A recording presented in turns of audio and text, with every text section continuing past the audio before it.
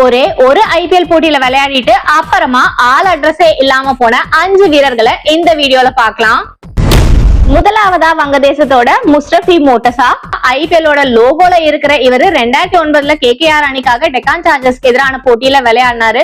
கடைசி ஓவர்ல 26 ரன்களை விட்டு கொடுத்ததுக்கு அப்புறமா இவருக்கு ஐபிஎல்ல விளையாடுற வாய்ப்பே கிடைக்கல.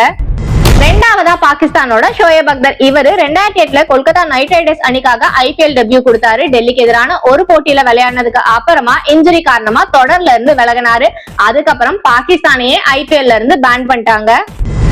மூணாவதா இன்னொரு பாகிஸ்தான் வீரர் யூனுஸ் கான். 2008 சீசன்ல ராஜஸ்தானுக்காக வாங்கப்பட்ட இவரு கிங்ஸ் 11 பஞ்சாப் அணிக்கு எதிரான போட்டியில 3 ரன்கள் அடிச்சாரு. அப்புறமா பர்சனல் ரீசன்ஸ்னு சொந்த ஊர் கிளம்பி போனவரு திரும்ப இந்தியா பக்கமே வர முடியாம போயிடுச்சு.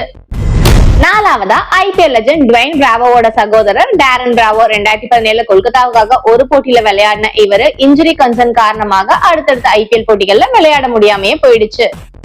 அஞ்சாவதா பங்களாதேஷோட முகமது அஷ்ரஃபல். இவரு 2009 கஷ்டப்பட்டு மும்பை இந்தியன்ஸ் கூட கான்ட்ராக்ட் சைன் பண்ணாரு. ஆனா ஒரே ஒரு போட்டியில விளையாடினதுக்கு அப்புறமா இவரை மும்பை இந்தியன்ஸ் யூஸ் பண்ணவே இல்ல.